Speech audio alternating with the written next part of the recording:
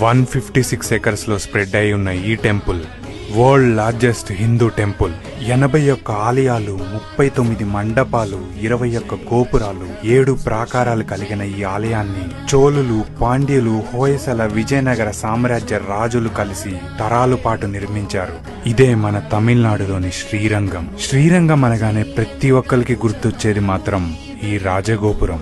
ఇది నిజంగా గోపురాలకే రాజు. 13 అంతస్తులు, 236 అడుగుల ఎత్తుతో ఉన్న ఈ గోపురం ఏషియాలోనే అతిపెద్ద గోపురం. అయితే ఇది నిర్మించటానికి దాదాపు 400 ఏళ్లు పట్టింది.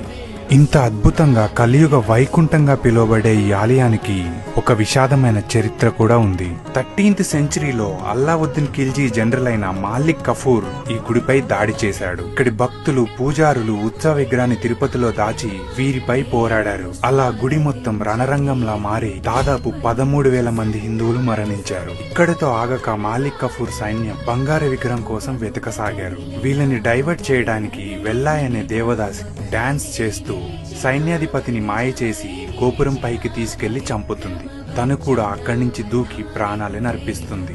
మీరు చూస్తే గుడిలో 20 గోపురాలు రంగులతో అద్భుతంగా ఉంటే ఒక్క ఈ గోపురం మాత్రమే తెల్లగా ఉంటుంది. తన త్యాగానికి గుర్తుగా ఈ గోపురాన్ని ఎప్పుడు తెల్లని సున్నంతో ఉంచుతారు. చూశారు కదా, శ్రీరంగం ఒక ఆర్కిటెక్చరల్ మార్వెలే కాదు, ఎన్నో త్యాగాలతో మన కోసం దాచిన ఒక అద్భుతం. సో తప్పకుండా చూడండి.